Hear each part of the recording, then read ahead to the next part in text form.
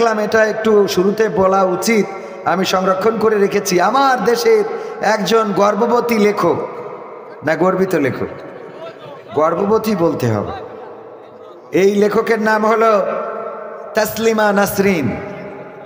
কি লিখেছে? লিখেছে বাঙালি মুসলমান জাতটা নষ্ট হয়ে গেছে, একে নিয়ে আর আশা নেই। মিজানুর রহমান আজহারি নামের এক লোক গাঁজাখুরি সব ইসলামের গল্প বলেন, সঙ্গে সুরেলা গলায় গেয়ে দেন কোরআনের আয়াত, যে আয়াতের মাথা মুন্ডু কিছুই বুঝে আসে না। বলেন নাউজুবিল্লাহ। নষ্ট জাত। কক্সবাজারে হেলিকপ্টার থেকে নেমে আজহারি মুঘল সম্রাটের মতো সিংহাসনে বসে 2 ঘন্টা নষ্ট জাতের নষ্ট মগজ আরও নষ্ট করে সম্ভবত কোটি টাকা পকেটে নিয়ে বাই বাই বলেন। আজহারির ঠিক কিনা প্রশ্নের উত্তরে ঠিক ঠিক বলার জন্যে জড়ো হয়েছিল 15 লাখ লোক। এই নষ্টজাত আজহারির ভক্ত হবে, পাকিস্তানপন্থী হবে, ইসলামান্ধ হবে, জিহাদে ঝাঁপ দেবে, জঙ্গি সমর্থক হবে। এতে অবাক হওয়ার কিছু নেই। মাঝে মাঝে কেন যে তারপর অবাক হই, আশায় বুক বাঁধি বুঝি না। বলেন নাউজুবিল্লাহ। এই স্ট্যাটাসটা পড়ার যদি বলেন কেন পড়লেন, এটার পড়ার পিছনে কারণ আছে। 2 ঘন্টা আলোচনা করেছেন, এই আলোচনাটা স্বীকার করেছেন তসলিমা নাসরিনও। করেছে না করে নাই? অথচ আমার বাংলাদেশের একদল আলেম ওলামা 2 মিনিটের মুনাজাত নিয়ে টানাটানি শুরু করেছে। খেয়াল করেছেন আপনারা যে আজহারি বেদাত চালু করছে? মুনাজাত, সম্মিলিত মুনাজাত কোথায় পাইলো, কিভাবে পাইলো, কেমনে করলো? 2 ঘন্টা যে আলোচনা করেছে সব মিলান হয়ে গেল 2 মিনিটের মুনাজাতে। আমার কথা বোঝেন নাই মনে হয়? সারা জীবনের অর্জন আল্লাহ রাব্বুল আলামিন ও মিজানের পাল্লা রেখেছেন, ওজন দিবেন আমল নামায়, পরিমাপ করবেন। ভালো কাজ ভারী হইলে জান্নাত, খারাপ কাজ ভারী হইলে জাহান্নাম। ঠিক না বেঠিক? কোরআনের কথা না আমার কথা? কোরআনের কথায় মিজান তৈরি করেছেন। তার মানে আল্লাহ জানেন বান্দা ভালো আর মন্দ করবে, এটা থেকে ভালো বেশি হইলে মন্দ সব বাদ। বলেন সুবহানাল্লাহ। আমল নামা ডান হাতে পাইলে মন্দ সব বাদ। তো 2 ঘন্টা আলোচনা করলেন ডক্টর মিজানুর রহমান আজহারি। অনেক মেসেজ দিলেন, বললেন ঐক্যই শক্তি, ঐক্যই শান্তি।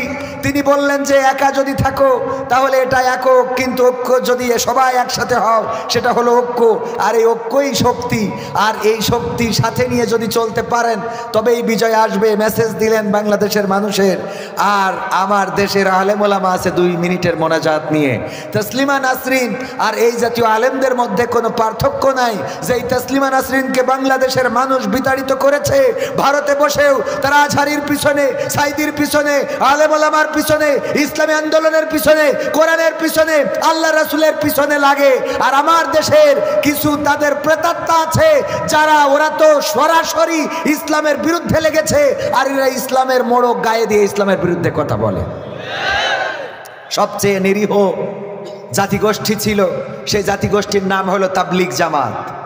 আওয়ামী লীগ, যুবলীগ, ছাত্রলীগ, কৃষক লীগ, প্রবাসী লীগ, অনাথ লীগ, অসহায় লীগ, আনসার লীগ, ভিডিপি লীগ, রিক্সা লীগ, শ্রমিক লীগ, ফকির লীগ, এর মধ্যে তাবলিগ। মিল আছে না নাই?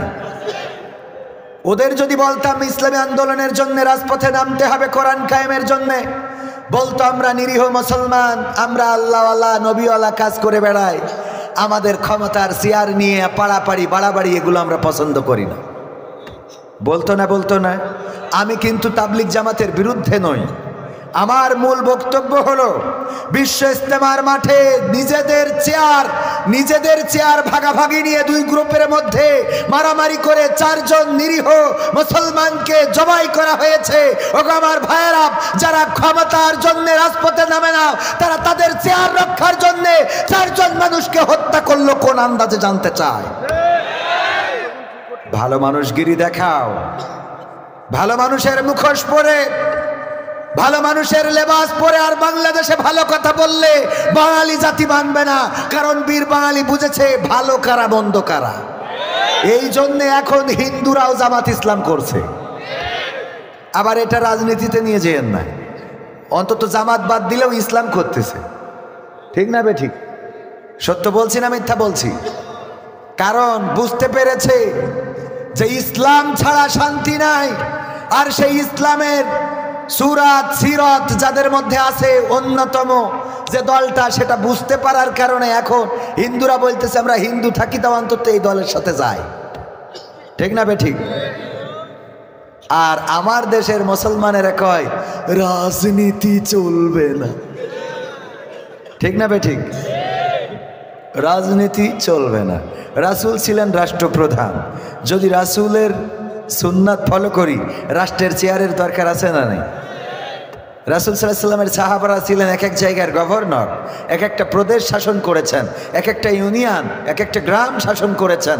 সুতরাং রাসূল সাল্লাল্লাহু আলাইহি ওয়াসাল্লামের সেই সুন্নাহ ফলো করলে আমাদেরও মেম্বার, চেয়ারম্যান, এমপি, মন্ত্রী হওয়ার দরকার আছে না নাই? তো এটা তো রাজনীতির কথা নয়, এটা রাসূল সাল্লাল্লাহু আলাইহি সাল্লামের তরিকা। আল্লাহ রাব্বুল আলামিন সেভাবেই পাঠিয়েছিলেন, ওয়াল্লাযী আরসালা রাসূলাহু বিল হুদা ওয়া দীনিল হক লিইয়ুযহিরাহু আলা দ্বীনি কুল্লিহি ওয়ালাউ কারিহাল মুশরিকুন কাফিরুন। কয়েক জায়গায় কয়েকভাবে এসেছে।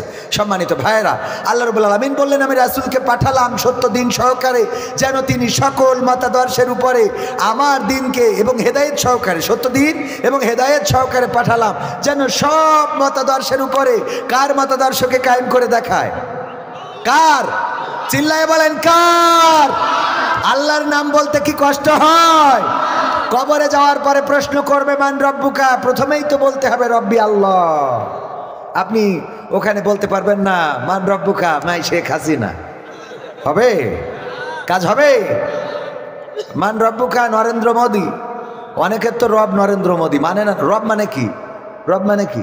প্রতিপালক, ইলাহ, এই জাতীয় মালিক। তো এই মালিক, আমাদের যাদের আল্লাহ মালিক, আমরা বিপদে পড়ি, মুসিবতে পড়ি বাংলাদেশের মধ্যেই থাকি, কারণ জানি এখানেও আল্লাহ আছে। ঠিক না বে ঠিক?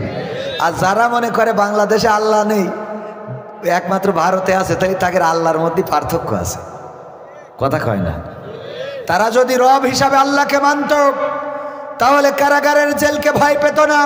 16টা বছর এই বাংলার মানুষের জন্য যারা এতটা করে গেল, 1971-এ দেশ এনে দিল, আবার 1996-এ আসলো, আবার 2008-এ আসলো, তারপরে 2024 পর্যন্ত পদ্মা সেতু দিল, মেট্রো রেল দিল, টানেল দিল, রাস্তা দিল, কলকারখানা দিল, বিয়ে দিল, ঘর দিল, বউ দিল, বাড়ি দিল, বিউটি পার্লার দিল, ব্লাউজ দিল। এরপরেও এই দেশে থাকতে পারল না কেন? কথা কয় না? এই ব্লাউজ কে দিয়েছে? ঠিক না বে ঠিক? এত কিছু দেওয়ার পরেও এই দেশ ছাড়তে হলো কেন? আমাদের দেশের এত কিছু পদ্মায় উঠলেই আমার নেত্রীর কথা মনে পড়ে। আরে নেত্রী নাই, পদ্মা সেতু এখনো আছে, কিন্তু নেত্রী, বরং নেত্রী যেটা চেয়েছিল এই পদ্মা সেতু থেকে টুস করে ফেলে দিবে। 2 জন ব্যক্তির নাম বলেছিল, মেনশন করেছিল, তার মধ্যে একজন ডক্টর ইউনূস, আর দ্বিতীয় নম্বর কে? খালেদা জিয়া। অথচ আমরা সশস্ত্র দিবসে দেখলাম আল্লাহর কোরআনের কথা, ওয়াতুইজ্জু মান তাশাউ ওয়া তুযিল্লু মান তাশা। আল্লাহ বলছেন তিনি যাকে চান তাকে ইজ্জত দান করেন, আর যাকে চান তাকে বেইজ্জতি করেন।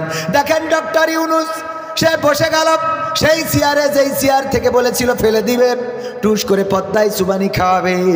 আর পাশে বসলো খালেদা জিয়া, যেই 2 জন রে সুবানি খাওয়ার কথা, ওই 2 জন ওই চেয়ারে, আর এখন আমার নেত্রী সুবানি খায়। বলেন ঠিক কিনা? এরপরেও যারা আল্লাহর প্রতি বিশ্বাস নেই, যারা এরপরেও আল্লাহকে মানতে চায় না, আল্লাহকে মানার জন্য আর কোনো নিদর্শনের দরকার হয় না। দেখেন মাননীয় জননেত্রী সাবেক শেখ হাসিনা, তাকে রক্ষার জন্য বিজিবি, পুলিশ, আর্মি, বিডিআর, দাদার দেশের সৈন্যবাহিনী কত কি এমন ছিল, তারপরে ইসকন ছিল। আর আমার রাজপথে নামলো ছোট ছোট বাচ্চা শিশুরা, আগে নেমেছে বিএনপির ফখরুল ইসলাম আলমগীরেরা, জামাতের বড় বড় নেতারা, হেফাজতের নেতারা, এমনি ভাবে প্রতিটা দলের নেতারা নেমেছে। চেয়ার থেকে কেউ টেনে নামাইতে পারে নাই। কথা কয় না? পেরেছে? না কেউ পারল না। কত বড় বড় পালোয়ান সব ফেল মেরে গেল। ফেল তো শুধু মারল না, বরং তাদের ধরে নিয়ে ফাঁসির কাস্টে ঝুলালো। কাউকে আবার ক্রস ফায়ার দিল। ওই বিএনপির এক নেতা ইলিয়াস সাহেবকে পর্যন্ত ধরে নিয়ে হত্যা করে নদীর মধ্যে ইট বেঁধে ডুবিয়ে দিল। আর কোরআনের খাদেম যারা, ইসলামী আন্দোলনের নেতা যারা, আল্লামা আমাদের মাওলানা শহীদ নিজামী রাহিমাহুল্লাহ থেকে শুরু করে দেলওয়ার হুসাইন সাইদি পর্যন্ত বাঁচতে দেয়া হলো না। ওগো আমার ভাইয়েরা, এত কিছুর পরেও দেখেন সব রাস্তা ক্লিয়ার। যারা নেতৃত্ব দেবে সব তো মারা পড়ে গেল, শহীদ হয়ে গেল, পৃথিবী ছেড়ে চলে গেল। কাউকে বিদেশে পাঠিয়ে দেয়া হলো, কারো মাজা ভেঙে দেয়া হলো। শফিকুল ইসলাম মাসুদ ভাই খোঁজা হয়ে গেল, মামুনুল হক জেলখানায়, আমির হামজা কারাগারে, তারপরে আমার আজহারি ভাই তাকেও বিদেশে পাঠানো হলো। এই বাংলাদেশে নেতৃত্ব দেওয়ার মতো কাউকে আর তেমন দেখা গেল না। যারা নেতৃত্ব দেবে 50টা 100টা করে মামলা ছিল না? ছিল না? মামলা ছিল। একটু রাস্তায় নামলেই কই কেসের অভাব নাই। ওই আমার যশোরে কোন জায়গায় কিটা তাল গাছ মারি নিয়েছে, এইখানে চেয়ারম্যানের নামে মামলা, ঠিক না বেঠিক? আবার যে মরি গেছে ওর নামেও আছে, যে যদি আবার বেশি ওঠে তাহলে ধরবো। বেঁচে উঠার পরে ধরা হবে। এমনি ভাবে সব করা হলো, সব প্রস্তুতি সমাপ্ত হয়ে গেল।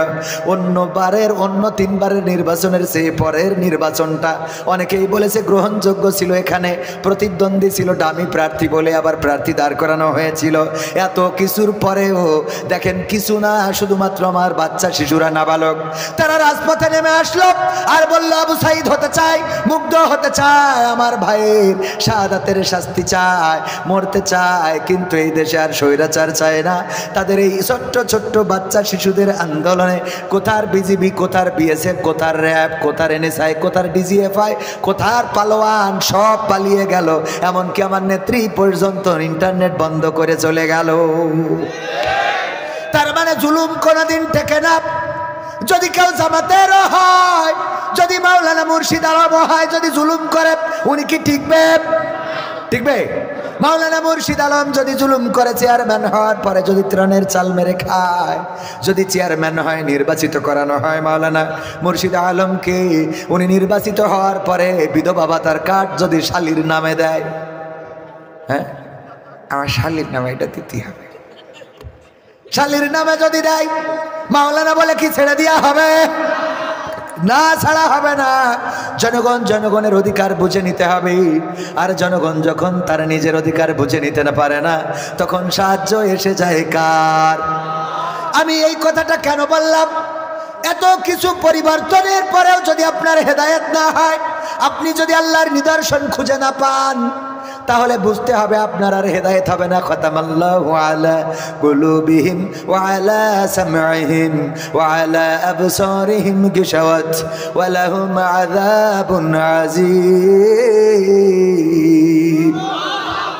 আমার আল্লাহ বলছেন ওদের অন্তরে এবং কানের উপরে পড়ে আছে, অন্তরের উপরে এবং কানের উপরে সিল মেরে দিছি, অন্তরে সিল মেরে দিছি, কানে আর চোখের উপরে পড়ে আছে আবরণ। ওরা দেখবেও না, শুনবেও না, অন্তরের মধ্যে সিল মারা।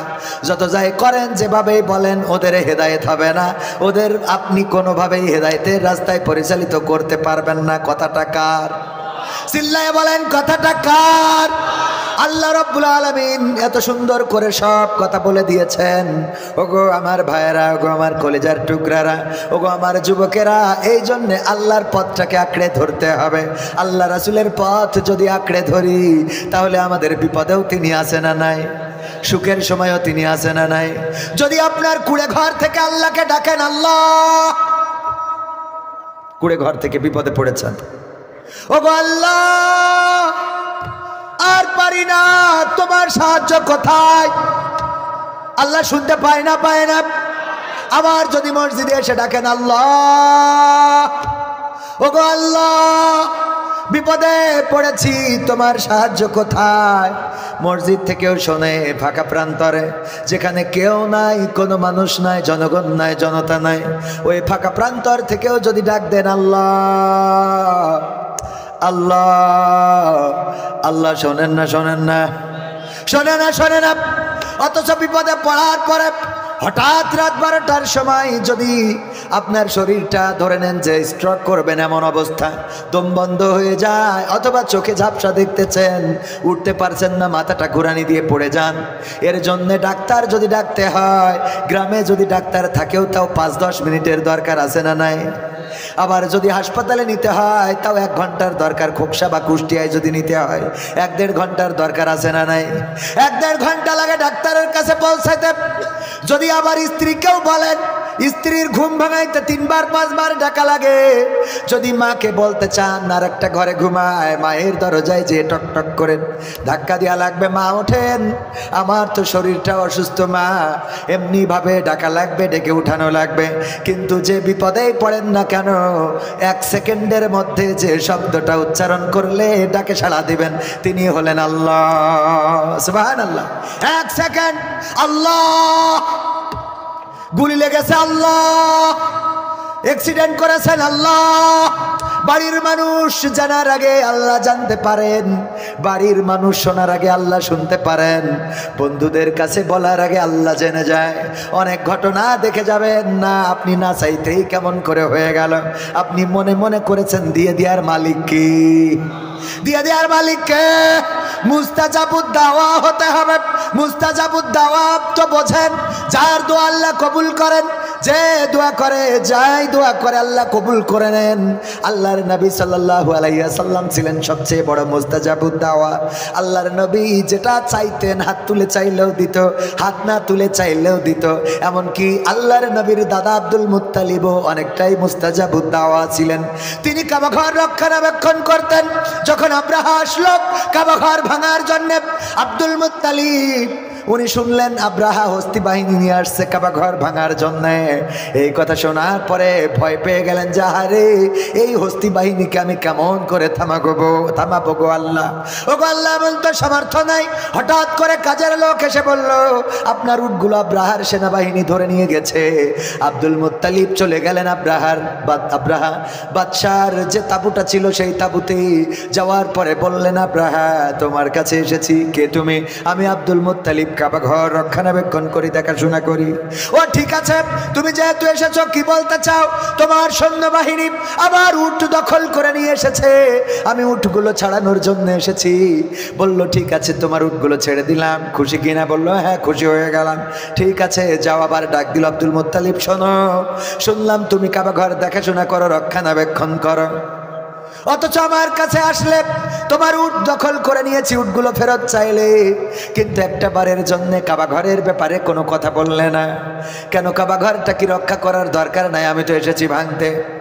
আব্দুল মুত্তালিব বললেন, আমি ওই উটগুলোর মালিক, ওই উটগুলো আমার অধীনে, আমার উটগুলো আমি ছাড়িয়ে নিতে এসেছি, আর আমি আমার উটগুলো ছাড়িয়ে নিয়ে এখন চলে যাচ্ছি।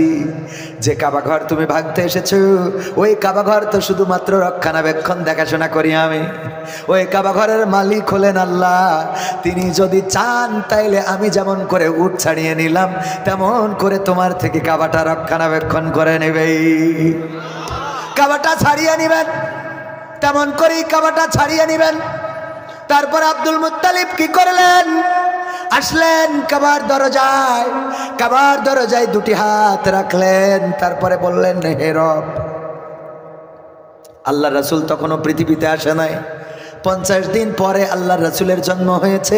কোন বর্ণনায় এসেছে 60 দিন পরে জন্ম হয়েছে। তার মানে রাসূল সাল্লাল্লাহু আলাইহি সাল্লাম মা আমেনার গর্ভে ছিলেন। আমেনার গর্ভে ছিলেন বিশ্বনবী সাল্লাল্লাহু আলাইহি সাল্লাম। আব্দুল মুত্তালিব কাবার দরজায় হাত রাখলেন আর বললেন, ওগো রব, আমার ক্ষমতা নাই আব্রাহার সৈন্যবাহিনীর সামনে দাঁড়ানোর, তুমি তো কাবার মালিক, তোমার দরজায় হাত রেখে দোয়া করলে তুমি কবুল করে নাও। ওগো আল্লাহ, তোমার কাছে দোয়া করি, তুমি দয়া করে তোমার ঘরটা তুমি রক্ষণাবেক্ষণ করে দিও। তারপরের খবর তো সবাই জানেন। আব্রাহার হস্তি বাহিনী শুয়ে পড়ল। সে নানান ভাবে চেষ্টা করলো, আসতে চাই না। তারপরেও ঠেলে ঠুলে যখন কাবার চত্বরে নিয়ে আসলো, আল্লাহ রাব্বুল আলামিন ঝাঁকে ঝাঁকে আবাবিল বলতে ঝাঁকে ঝাঁকে পাখি, এই পাখি পাঠালেন আর তারা ছোট ছোট কঙ্কর নিক্ষেপ করলো। আর সেই কঙ্করে, ছোট ছোট কঙ্করে হস্তি বাহিনী একেবারে ওই কাবার চত্বরে পশুর চর্বিত ভুসির ন্যায় হয়ে গেল। বলেন সুবহানাল্লাহ। এই সূরাটা কোন, এই ঘটনা কোন সূরায় আছে? সূরা ফিল। আলাম তারা কাইফা ফাআলা রাব্বুকা বিআসহাবিল ফিল। সূরাটা পড়লেই বুঝতে পারবেন ভাইরা আমার। এই সূরায় আল্লাহ রাব্বুল আলামিন নবীকে বলেছেন, ওগো নবী আপনি কি দেখেননি আমি হস্তি বাহিনীর সাথে কেমন আচরণ করেছি? আমি কি তাদের চক্রান্ত ধ্বংস করে দেই নাই? আমি তাদের উপরে প্রেরণ করেছিলাম ঝাঁকে ঝাঁকে পাখি, আর তারা নিক্ষেপ করেছিল কঙ্কর, আর ফলে তারা পশুর চর্বিত ভুসির ন্যায় হয়ে গিয়েছিল। তেমনি ভাবে এই বাংলার জমিনে যারা জুলুম করেছে, অন্যায় করেছে, অপরাধ করেছে, আলেমদেরকে জেলে ভরেছে, যারা কোরআন হাদিসের কথা বলে তাদেরকে নানানভাবে নির্যাতিত করা হয়েছে। এই মাহফিলটা চলেছে, কিন্তু এমন অসংখ্য মাহফিল ছিল বন্ধ করা হয়েছে।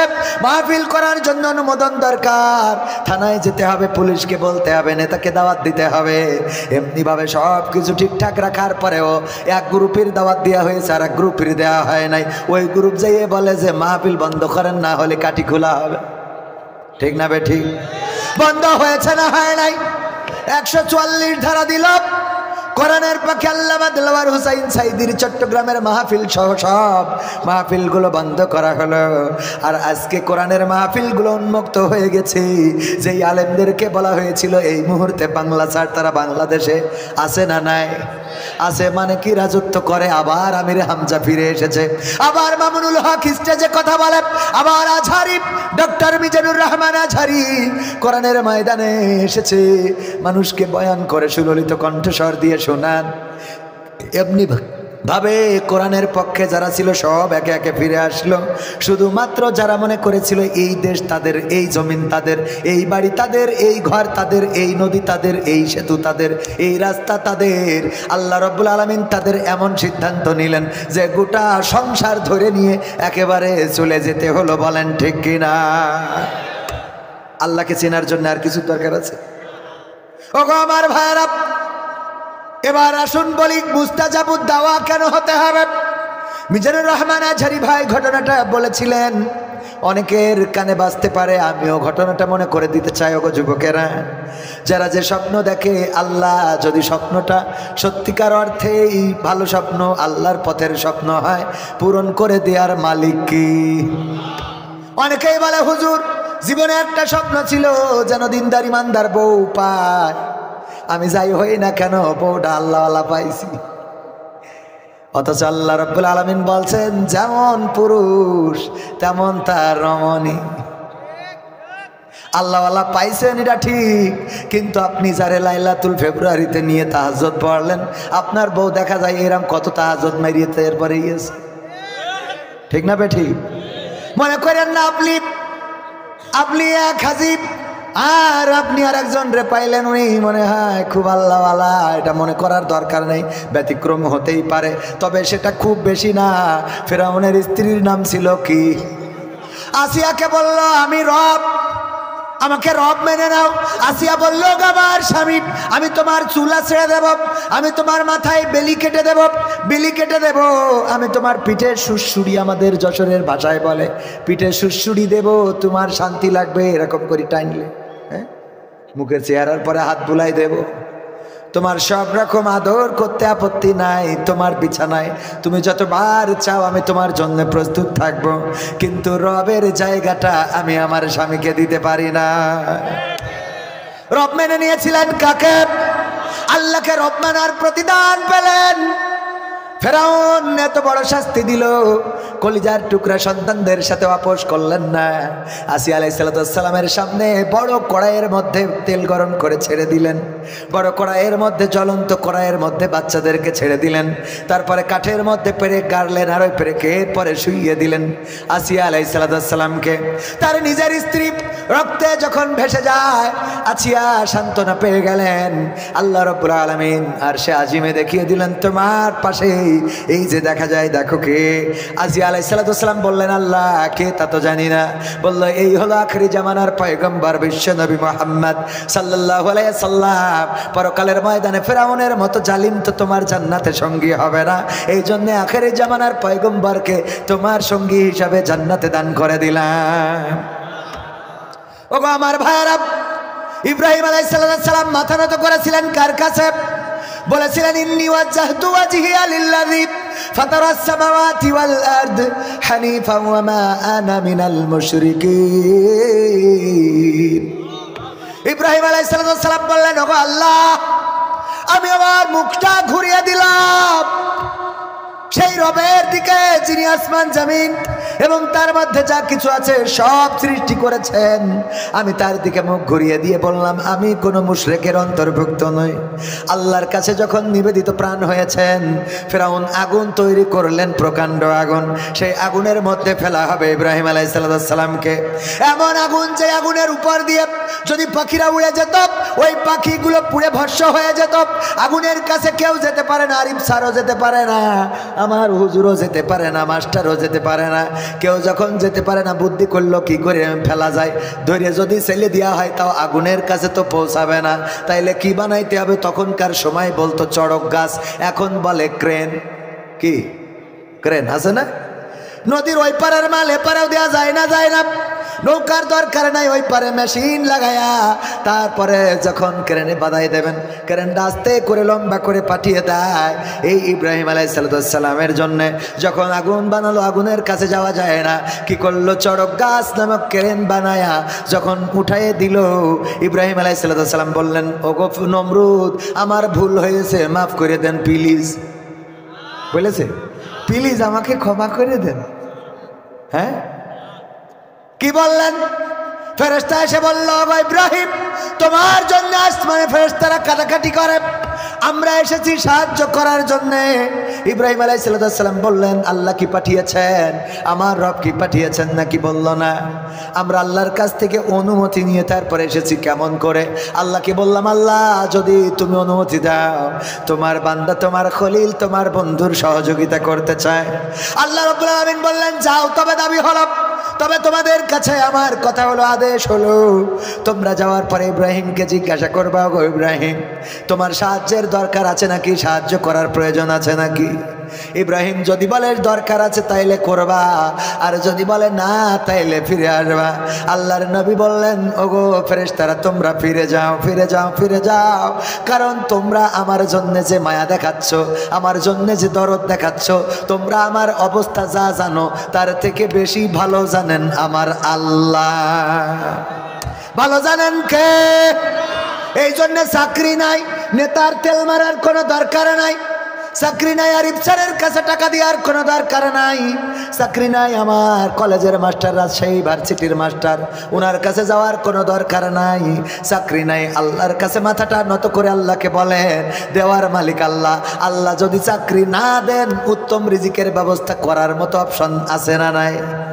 আছে না নাই? ছোটবেলায় চাইতাম মাস্টার হব, ছোটবেলায় নিয়ত ছিল মাস্টার হব, শিক্ষক হব। যতবার জিজ্ঞাসা করেছে, বলেছি মাস্টার হব, কারণ আমার আব্বা ছিলেন একজন স্কুল টিচার। সন্তানেরা বাবার দিয়ে প্রভাবিত হয় না, হয় না? বাবা যেমন, ছেলেও তেমন। বাবা খায় বিড়ি, ছেলে খায় সিগারেট। বলেন সুবহানাল্লাহ। নাউজুবিল্লাহ বলতে হবে না সুবহানাল্লাহ বলা যাবে?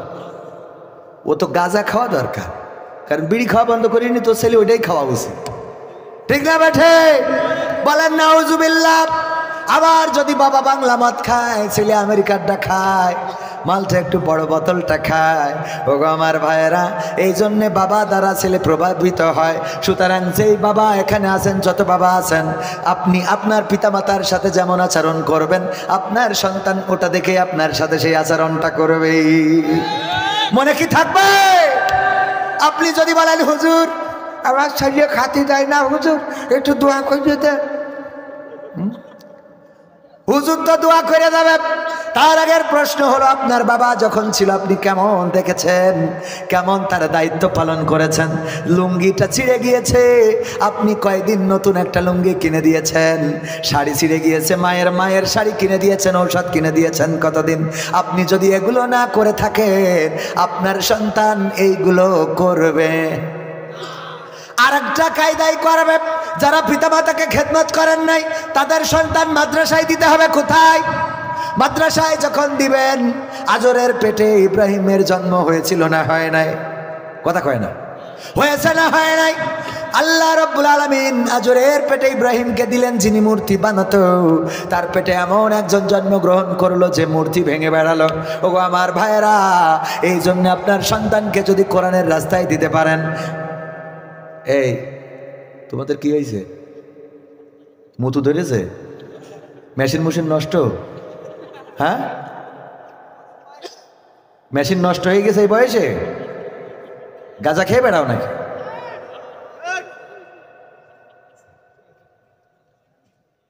এই ওঠে কিটা কিটা দেখবেন।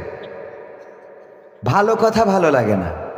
এখন যদি বলি আপনাদের ভালো লাগবেন, বলবো ক্ষমতায় কেউ স্থায়ী হয় না, হোক না সে হাসিনা কি বারে না, সে আরটা চিরকাল থাকে না। আমরা বুঝি যে কোনটা ভালো লাগে কোনটা ভালো লাগে না, আমরা বুঝি না তা না। অনেকেই বলে এই নাট্যকার তাকে দাওয়াত দিয়েছে কেন, বলে না? শোনেন কিনা এরকম কথা, কানে আসে কিনা? আমি নাটক ছাড়াই 2 ঘন্টা আলোচনা করবো, আপনারা থাকেন, কোরআন হাদিসের আলোকেই বলে যাব যতটুকু পারি। আমি তো মুফাসসির না মুসাফির, মুসাফির হিসেবে যতটুকু হক আছে ততটুকু বলে যাব। একটা কথা বাজে কথা বলবো না, শেখ হাসিনার কথা, খালেদা জিয়ার কথা, ওবায়দুল কাদেরের কথা একটাও বলবো না, কোনো অসুবিধা নেই। কিন্তু আপনারা তো থাকবেন না। ঠিক বলছি না? ঠিক বলছি। যেই বলবো খেলা হবে, দেখেন এর মধ্যে একটা জোশ চলে আসে। সত্যি না মিথ্যা বললাম? ক্ষমতায় কেউ স্থায়ী হয় না, হোক না সে হাসিনা কি বারে না, সে আরটা চিরকাল থাকে না। ক্ষমতায় কেউ স্থায়ী হয় না, মুজিবুর বেশি দিন থাকেনি, জিয়াউর কেউ তো রাখেনি। মুজিবুর বেশি দিন থাকেনি, জিয়াউর কেউ তো রাখেনি। এরশাদ চলে গেছে পৃথিবী ছেড়ে, এরশাদ চলে গেছে পৃথিবী ছেড়ে, কেউ আজ তার কথা কয় না। ক্ষমতায় কেউ স্থায়ী হয় না, হাসিনা ক্ষমতা ধরে রাখতে আয়না ঘর বানিয়েছিল, জনগণের রোশানলে দাদার দেশে পালিয়ে গেল। হাসিনা ক্ষমতা ধরে রাখতে আয়না ঘর বানিয়েছিল, জনগণের রোশানলে দাদার দেশে পালিয়ে গেল।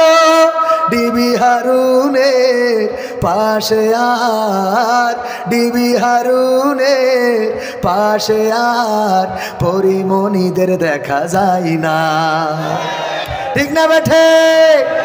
ক্ষমতায় কেউ স্থায়ী হয় না, হোক না সে হাসিনা কি বারে না, সে আরটা চিরকাল থাকে না। ঠিক না বেঠে? এই কথাগুলো বললে ভালো লাগে না? লাগে না? এই কথাগুলো বললে ভালো লাগে। হুজুর আল্লাহর জন্য আপনাকে ভালোবাসি। সত্যি কি আল্লাহর জন্য ভালোবাসেন? হ্যাঁ হুজুর আপনাকে আল্লাহর জন্য ভালোবাসি, আল্লাহ তার রাসূলের জন্য ভালোবাসি। বললাম যদি তাই হয় বলেন নামাজ পড়েন কিনা? কয় হুজুর নিয়ত করেছি নামাজ পড়া ধরব। তাহলে আল্লাহর জন্য নামাজ না আমার ভালোবাসা? কথা কয় না? নামাজ না আমার ভালোবাসা? নামাজের গুরুত্ব এত, আল্লাহর নবী ইন্তেকালের সময় বললেন সালাত। আল্লাহর নবী সাল্লাল্লাহু আলাইহি সাল্লাম নামাজের কথাটা উচ্চারণ করলেন, বললেন ওগো আমার উম্মতেরা নামাজ ছেড়ো না, নামাজ ছেড়ো না। এমন ইন্তেকালের সময় আম্মা আয়েশা রাদিয়াল্লাহু তাআলা আনহা যখন সেবা শুশ্রূষা করছেন, রাসূল হুঁশ হারিয়েছেন, হুঁশ ফিরে পাইলেন, হঠাৎ কোরআনের তেলাওয়াত শুনলেন। বললেন ওগো আয়েশা মসজিদে নববীতে কি নামাজের জামাত কায়েম হয়েছে নাকি? বলল হ্যাঁ ওগো বিশ্ব নবী, আপনি একবার হুঁশ হারাচ্ছেন, আবার হুঁশ ফিরে পাচ্ছেন, অনেকক্ষণ হয়ে গেল আপনার হুঁশ নাই। এই জন্য মাগরিবের জামাতে রক্ত চলে যাবে এই ভয়ে আমার বাবার ইমামতিতে আপনার সাহাবীরা পিছনে দাঁড়িয়ে নামাজ আদায় করছে। আল্লাহর নবী বললেন, আয়েশা আমার একটু তুলে ধরো, আমার একটু তুলে বসাও, দেয়ালের সাথে হেলান লাগিয়ে দাও, দেয়ালের সাথে আমার পিঠটা লাগিয়ে দাও, আমার মুখটা মসজিদে নববীর দিকে করে দাও। আম্মা আয়েশা রাদিয়াল্লাহু তাআলা আনহা সেটাই করলেন। আল্লাহর নবীর যখন মুখটা মসজিদে নববীর দিকে ওই দিকে তাকিয়ে চোখের পানি ছেড়ে দিয়েছেন, দাড়ি ভিজে টপ টপ করে পড়ে। আম্মা আয়েশা বললেন, ওগো বিশ্ব নবী, আমি বুঝতে পেরেছি আপনি কষ্টে পতিত হয়েছেন। যেই মসজিদে নববীতে আপনার ইমামতি করার কথা, অসুস্থতার কারণে আমার বাবা ইমামতি করছে, এটা দেখে বুঝি কষ্ট পেয়েছেন। ওগো নবী গো, এই কষ্টের কারণে হয়তো আপনার চোখ থেকে অশ্রু ঝরে বিশ্ব নবী। আল্লাহর নবী বললেন, ওগো আয়েশা তুমি আমার মনের খবর জানো না, আমার মনের খবর রাখো না। এই চোখের অশ্রু আমার কষ্টের অশ্রু নয়, বরং এই চোখের অশ্রু আমার আনন্দ অশ্রু। আনন্দে চোখ থেকে অশ্রু বিগলিত হয়েছে। আনন্দে পড়লেও মানুষ কাঁদে, বলেন ঠিক কিনা? যখন বাংলাদেশে 5 আগস্টে স্বৈরাচার মুক্ত হলো, মানুষ কথা বলতে যে কেঁদেছে না কাঁদে নাই, চোখের পানি ঝরিয়েছে। ওগো আমার ভাইয়ের আনন্দ কখনো চোখে অশ্রু এনে দেয়।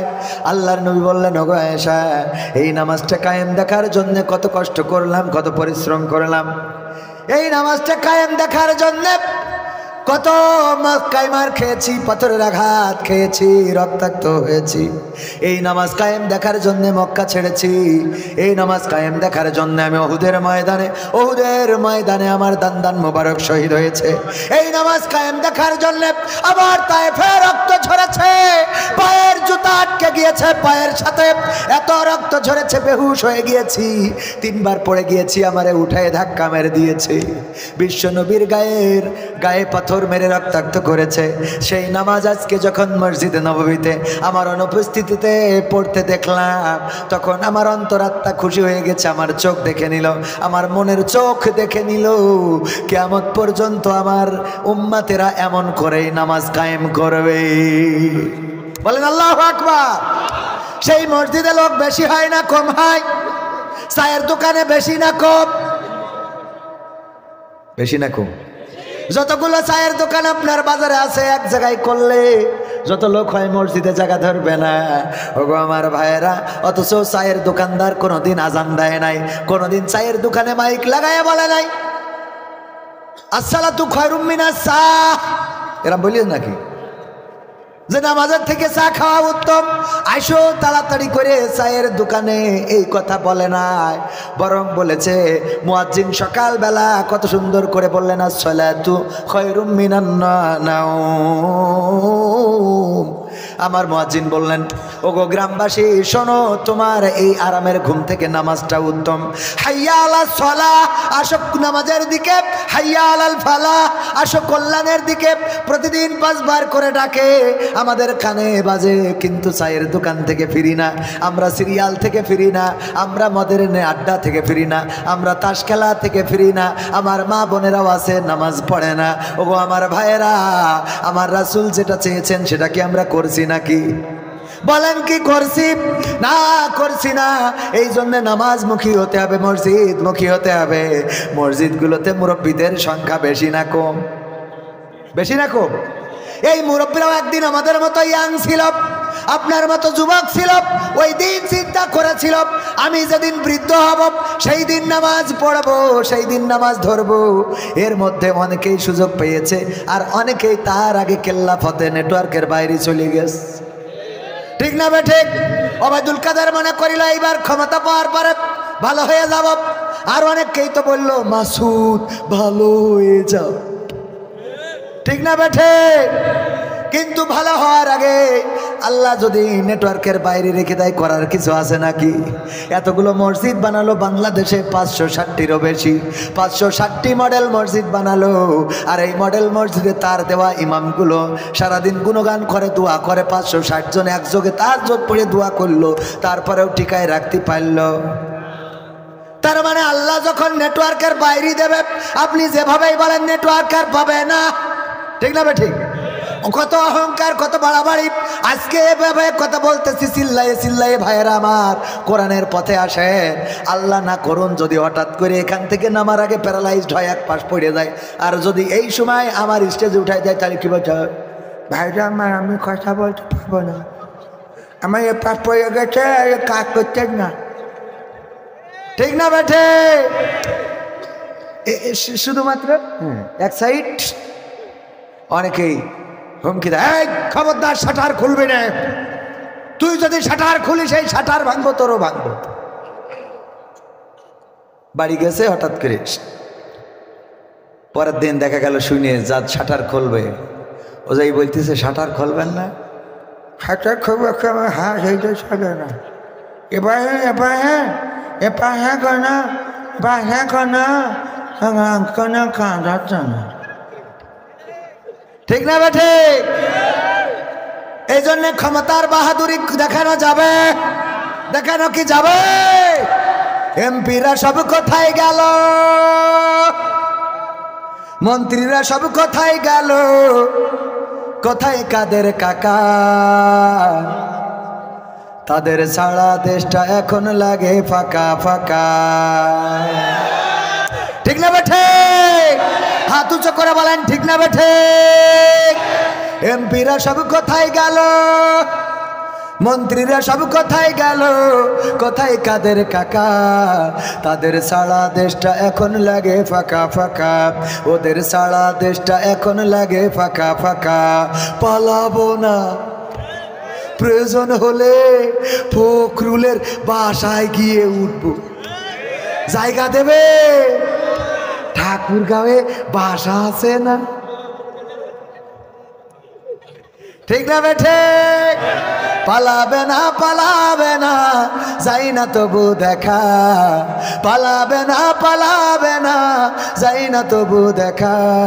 তাদের সারা দেশটা এখন লাগে ফাঁকা ফাঁকা, ওদের সারা দেশটা এখন লাগে ফাঁকা ফাঁকা।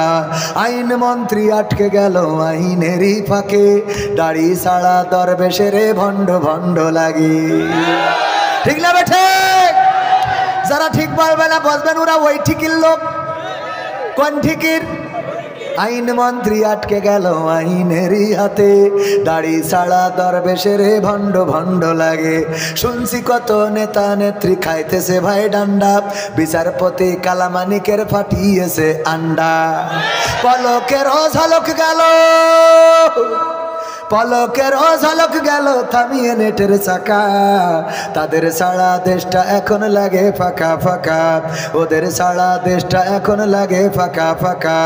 কই গেল সেই সংসদেতে মমতাজের গান, কোথায় গেল হযরত বলা স্বামী মুসলমান? খেলা হবে, খেলা হবে।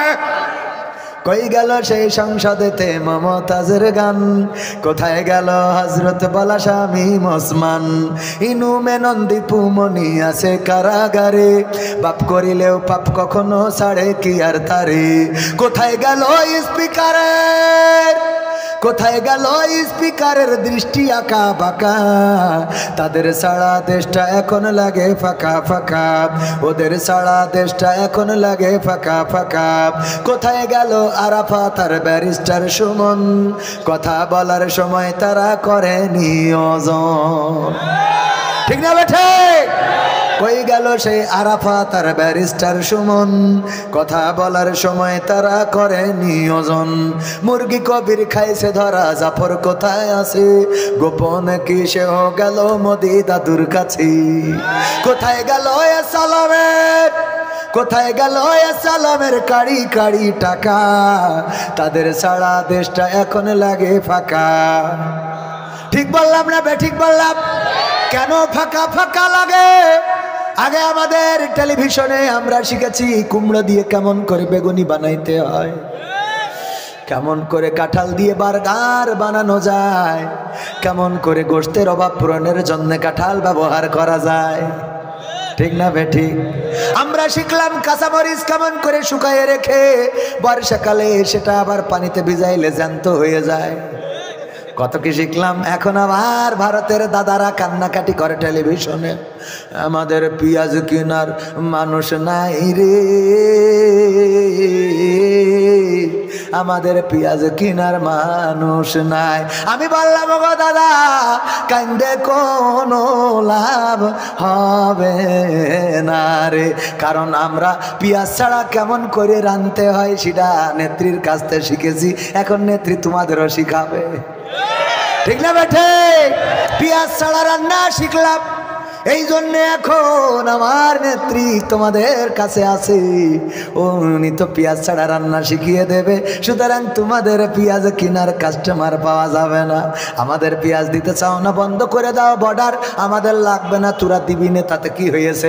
আমাদের নেত্রী শিখাইয়েছে পেঁয়াজ ছাড়া কেমন রাঁধতে হয়, ঠিক না বেঠে? বন্ধ করে বিপদে তারা না আমরা। আবার বলে বাংলাদেশ চলো দখল করাবো। এই দেশে নাকি কোনো হিন্দু মুসলমানি না দিলে নাকি সুন্নাতে খাতনা না করলে, মাথা না কাটলে নাকি বের হতে দিচ্ছে না। আপনার এলাকায় হিন্দু আছে না নাই? কোন হিন্দু কি বলতে পারবে এই গ্রামে হিন্দু আছে? আমার মন্দিরের নাম খর্দ সাধুয়া। কি খর্দ সাধুয়া? কালী মন্দির নাকি আছে এখানে? আছে না? আছে মানে ম্যাপে পাইছি আমি। এই যে মন্দির এখানে আছে, এমনকি আজকের মাহফিলেও সম্ভবত কোনো হিন্দুও দান করেছে, আমি নাম শুনেছি। আপনারা শুনেছেন কিনা জানি না, আমি একটা নাম শুনলাম, মনে হলো কোন একজন হিন্দু দান করেছে। অনেক জায়গায় হিন্দুরা দান করে। ওগো আমার ভাইয়েরা, এই দেশে কোনো হিন্দুর পরে আক্রমণ হয় নাই, কোনো হিন্দুর পরে নির্যাতন হয় নাই। এই দেশে বরং নির্যাতিত হয়েছে মুসলমানের পরে, মুসলমান এবং আল্লাহওয়ালাদের পরে নির্যাতন হয়েছে। আমি প্রমাণ হিসাবে আপনাদেরকে দেখাবো। তবে দাদাদের ব্যাপারে বলতে চাই, দাদারা বলল মাথা না কাটলে নাকি ঢুকতে দিচ্ছে না।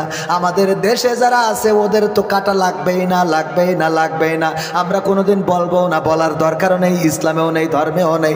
কিন্তু দাদারা তোমরা যদি আসো সাবধান থেকো, কারণ তার কাটা বর্ডারে আমরা কাউসি নিয়ে থাকবো। বলবো দাদা কেটে এসেছেন নাকি গিয়ে কাটবেন? কথা ঠিক আছে তো বাজান? এবার দেখেন আমাদের ব্যাপারে আমার দাদার দেশের মিডিয়া বলছে এই দেশে হিন্দু নির্যাতন হচ্ছে, হিন্দুরা বের হতে পারে না, সংখ্যালঘুরা নির্যাতিত। আর আমি প্রমাণ দেখাই সংখ্যালঘুরা নয়, বরং সংখ্যা গরিষ্ঠরা নির্যাতিত। তার মধ্যে এক নম্বর হলেন যিনি ওলিয়া উলিয়ার পর্যায়ে পৌঁছে গেছেন, আমাদের প্রিয় নেত্রী, যিনি সকালবেলা ঘুম থেকে উঠে আগে ওই যে যায় নামাজ খোঁজে, তারপরে ফজরের নামাজ পড়ে কোরআন পড়ে দিনের শুরু করে, সেই নেত্রীর আগে হেলিকপ্টারে করে পাঠানো হয়েছে। এক নম্বর আল্লাহওয়ালা, উনি ওলিয়া উলিয়ার পর্যায়ে পৌঁছে শুধু যায় নাই, পূর্বপুরুষ এসেছিল ইসলাম প্রচারের জন্য। বলেন ঠিক না বেঠে? ইসলাম প্রচারের জন্য আসা পূর্বপুরুষ আর সেই পরিবারের সন্তান। এমনকি সকালবেলা উঠে যিনি আগে ফজরের নামাজ পড়েন, কোরআন পড়েন, তারে পর্যন্ত আমরা এই দেশে রাখলাম না। তার বাড়ি ঘর এমনকি সংসদ ভবন পর্যন্ত সব দখল করে নিলাম। তাহলে সংখ্যালঘু নির্যাতন হইল না সংখ্যাগরিষ্ঠ?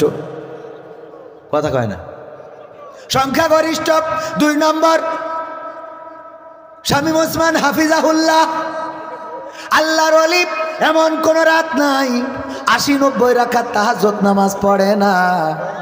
৮০-৯০ রাকাত তাহাজ্জুদের নামাজ পড়ে তারপরে দিনের শুরু করে না, ঘুমাতে যায়। এই আল্লাহর ওলি পর্যন্ত বুরকা পরে এই দেশ থেকে চলে গেছে। এইটাও সংখ্যালঘু না সংখ্যাগরিষ্ঠ? সংখ্যাগরিষ্ঠ। ৩ নম্বর আউলিয়া সালমান এফ রহমান খাজা বাবা, তার মৌজেজা দেখেছিল শেয়ার বাজার কেমন করে কেলেঙ্কারি করা লাগে।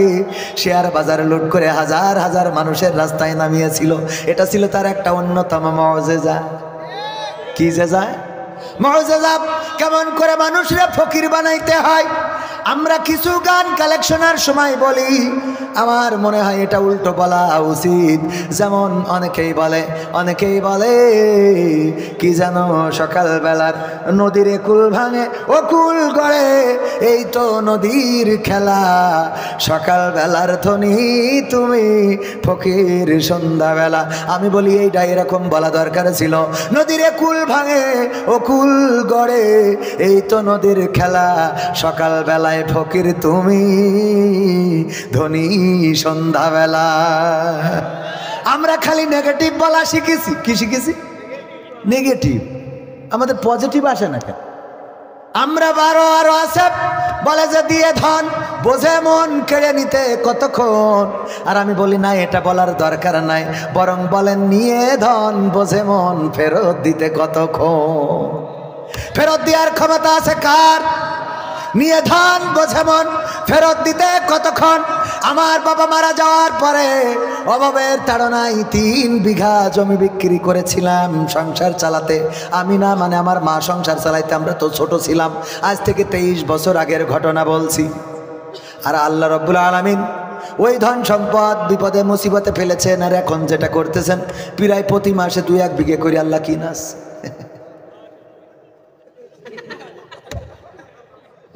মানে এটা কলু সমস্যা না কলু সমস্যা, এটা উদাহরণ দিতে যেই বললাম।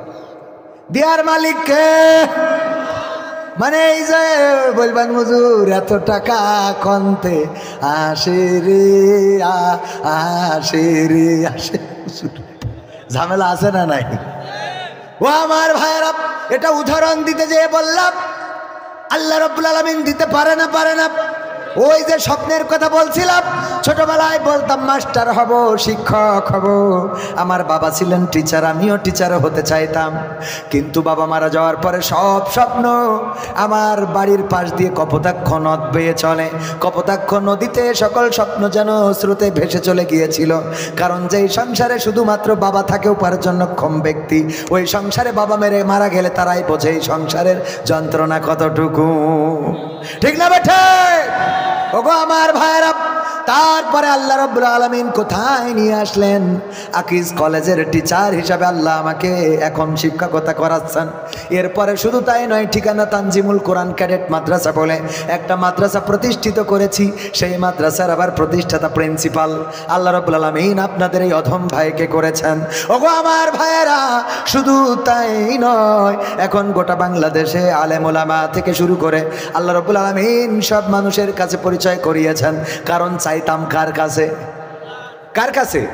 একবার জেলখানায় গেলাম, যাওয়ার পরে ওখানে একটা সঙ্গীত গেয়েছিলাম, সঙ্গীত লিখেছিলাম আল্লাহর কাছে, সঙ্গীত দিয়ে প্রার্থনা করেছিলাম, কণ্ঠ যখন দিয়েছ প্রভু দাও না সেই ময়দান, যে মাঠে দাঁড়িয়ে গাইব আমি, যে মাঠে দাঁড়িয়ে গাইব আমি তোমার নামের গান, দাও না সেই ময়দান ও প্রভু, দাও না সেই ময়দান, কণ্ঠ যখন দিয়েছ প্রভু দাও না সেই ময়দান ও প্রভু, দাও না সেই ময়দান। এটা আমার জেলখানায় বসে থেকে লেখা। তখন আমার কেউ চেনা চিনা তো দূরের কথা, কেউ জানেও না। সে থুয়েছি আরব 2009 সালের কথা বলছি। 2009 সালের এখন কত? 2024 শেষের পথে। 2009 সালে চাইলাম, আল্লাহ 2024-25-এ দিয়েছে না দেয় নাই? আল্লাহর কাছে চাইলে পাওয়া যায় না, যায় না? এই কথা আজকের আমার আলোচনার মূল প্রথম পয়েন্টটা ছিল এটা, যে আমরা ডাকবো কাকে? ডাকবো কাকে? কি বলে ডাকবো? আল্লাহ। সবাই বলেন আল্লাহ, সবাই বলেন আল্লাহ, আরো জোরে আল্লাহ, আল্লাহ। আল্লাহকে ডাকলে ডাকের সাড়া দেন। বিশ্ব নবী সাল্লাল্লাহু আলাইহি ওয়াসাল্লাম বলেছেন, ওগো আমার উম্মতেরা শুনে নাও, যদি কোনো বান্দা একবার আল্লাহকে ডাকে, আল্লাহ রাব্বুল আলামিন তার দিকে 10 বার আল্লাহ রাব্বুল আলামিন তার জবাব, তার ডাকের জবাব দেন। বলেন সুবহানাল্লাহ। কেউ যদি আল্লাহর দিকে 1 কদম এগিয়ে যায়, আল্লাহ রাব্বুল আলামিন তার কুদরতি কদম 10 কদম বাড়িয়ে দেন। সুবহানাল্লাহ। সেই আল্লাহর দিকে আগানোর দরকার আছে না নাই? আল্লাহর দিকে আগাবো, নামাজ পড়ব, রোজা রাখব, যাকাত দেব, সামর্থ্য থাকলে হজ করব। শীতের মাসুম কত কষ্ট করে দিন কাটায়, রাত কাটায়। অনেকেই দেখবেন কুষ্টিয়া শহরে ফুটপাতে যারা শুয়ে থাকে, ঢাকা শহরে যা নিচেই থাকে শেখ হাসিনা, উপরে খালেদা জিয়া। কয় ঠিক? কি করি বললেন? ঠিক মানে ব্যানার, কিনার, কিনার, ব্যানার, নিচে একটা শেখ হাসিনা জয় বাংলা জয় বঙ্গবন্ধুর ব্যানার বিছাই, আর উপরে একটা বাংলাদেশ জিন্দাবাদ খালেদা জিয়ার ব্যানার। আর মাঝখানে ও যে যদি দুইজনের গরমে একটু গরম লাগে, ঠিক না বেঠে?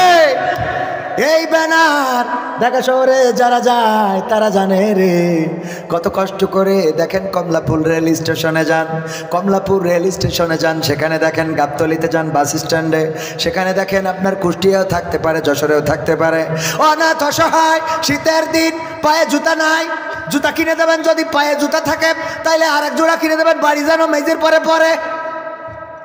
আরে শখ কত এরকম আছে না নাই? শখ মানে কি? এক ফকির এসেছে আমার দরজায়, আমি বলছি ভ্যানে করি, বুঝেছেন স্যার, ভ্যানে করি ফকির এসেছে, ভ্যান আলা ভ্যানে ফকির শুয়ে রয়েছে আরামসে বালিশ দিয়ে নাক ডেকে ঘুমাচ্ছে, আর ভ্যান আলা থাল নিয়ে নিয়ে বাড়ি আসতেছে। তা আমি বলছি যে ভাই আপনি এই যে ভ্যানে করি ওই আল্লাহর ওলি নিয়ে ঘুরিয়ে বেড়াচ্ছেন, ও না করি তো আপনি ভ্যান চালাই ওরে খাওয়াইতে পারেন। তা বলছে হুজুর আপনি বুঝতে পারেননি, উল্টো বুঝে ফেলেছেন। কেন? তা বলছে আমি আসলে ফকির নিয়ে বেড়াচ্ছি না, ফকির আমার নিয়ে বেড়াচ্ছে। কি করি? বলছে আমি ওনার ড্রাইভার।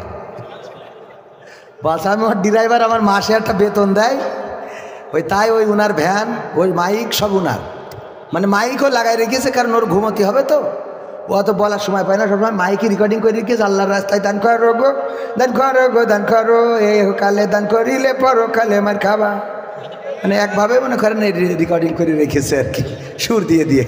ওই যে আপনাদের এলাকার কৌতুক শিল্পী হইতো কি, এই দুনিয়ায় দান নাইকেল ফকিরের দান করিলে পরকালে ঠেঙানি খায়, ঠেঙানি খায়। আপনাদের এলাকার একজন বলতো আকেল ফকির। যাই হোক, এই যে ও বলতেছে আপনি বোঝেন নাই, আমি আসলে ফকির, মানে আমার লোক ফকির না, আমি ফকিরের লোক। ফকির আমার বেতন দেয় মাসে, সেই বেতনে আমি ওনার চালাই নিয়ে বেড়াচ্ছি, আর এই বাড়ি বাড়ি থাল বাড়াই দিচ্ছি। তাই আমি বলছি তা মাইকি রেকর্ডিং করিস কেন? বলছে ওর হিসেব হইলো এত কথা বলে কিনা, ও ভিক্ষে করার জন্য এত কথা বলতেও রাজি না। চিন্তা করতে পারেন মানে কোন জায়গায় যে ঠিক আছে। আপনার কুষ্টিয়ায় লিখা ভিক্ষুক মুক্ত অঞ্চল, কি লিখা? ওই দেখবেন সাইনবোর্ডে, ওর নিচে বসে একজন ভিক্ষে খাচ্ছে। হ্যাঁ, আরিফ সাজাই বলছে লেখাপড়াটা করনি নাকি? তোমার বাবু কি হইয়েছে, কি হই বোঝো না? সাইনবোর্ড কে নিচে কচ্ছাও কি তুমি? কেন বাবু উপরে কি লিখা গো? কি লিখা মানে? উপরে লিখা রে ভিক্ষুক মুক্ত অঞ্চল, আর তুই তার নিচেই তাবু গাড়িয়েছিস। একটু ফাঁকে যাইয়ে কর। বলছে ওখানে লিখাও ঠিক আছে, আমিও ঠিক আছে। ও লিখাও ঠিক, ও ঠিক। কেন? বলছে ওখানে লিখা তো ভিক্ষুক মুক্ত অঞ্চল, আমি তো ভিক্ষে করছি না। তো কি কইতে যাও? বলছে আমি সাহায্য তুলছি। সহ্য না করি পারা যায়? ও কি তুলতেছে? সাহায্য তুলছে, ভিক্ষে করতেছে না। যাই হোক ভাইয়েরা আমার, কিছু সঙ্গীত তো শোনানোর দরকার আছে না? আবার মা বোনেরা আছে পর্দার অন্তরালে, তাদের ব্যাপারেও দু একটা কথা বলা দরকার। যত পুরুষদের থেকে মহিলারা বেশি হয় এখানে, জানি না কম হয়েছে না বেশি হয়েছে? বেশি না? পুরুষদের থেকে মহিলারা বেশি। অনেক জায়গায় গেলে বলে হুজুর মহিলা প্যান্ডেলে জায়গা ধরছে না, একটু সামনে আগায় বসতে বলেন। আর পুরুষ প্যান্ডেল অনেক সময় দেখা যায় খালি। আমি বলি এদেরকে প্রজেক্টরের সামনে দেন, আর ওইটা এখানে নিয়ে আসেন।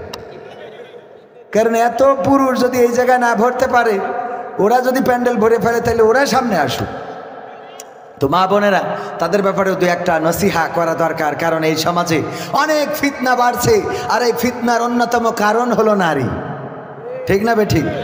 আমার যুবকরাও ফুলের মতো চরিত্র, নামাজ পড়ে না ঠিক আছে, কিন্তু এই যুবক ছেলেদের পর্যন্ত আই লাভ ইউ লাইলাতুল ফেব্রুয়ারি 3 পিস কিনে দিতে হবে। আছে না নাই?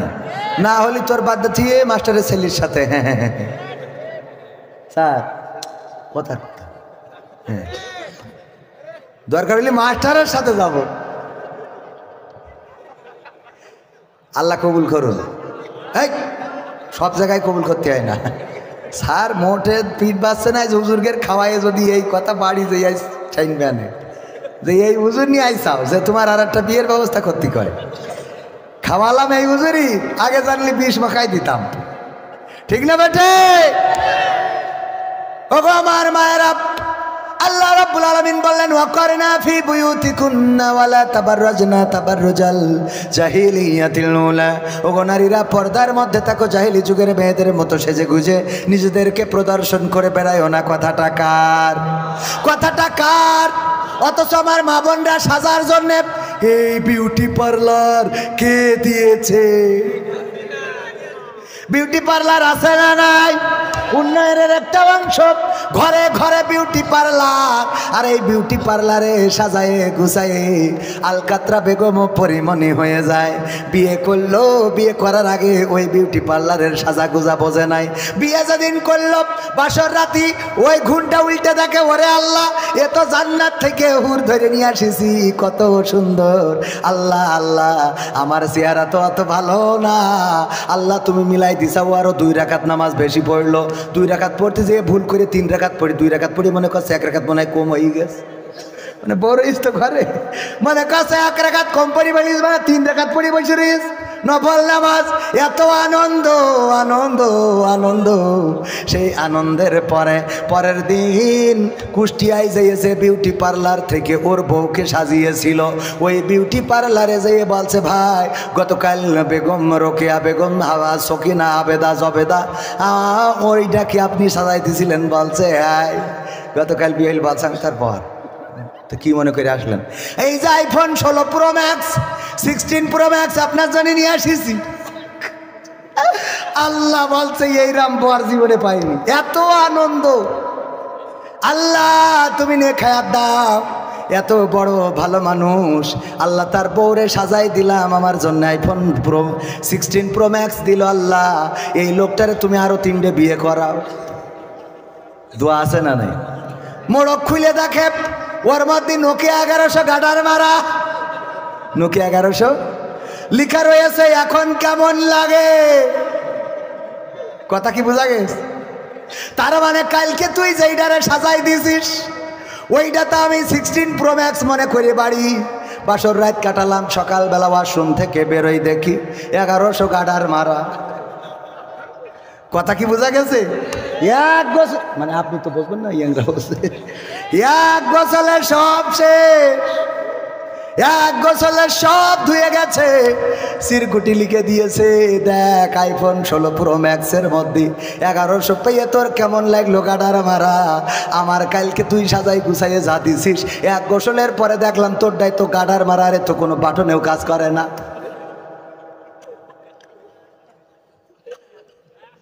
আছে না নাই?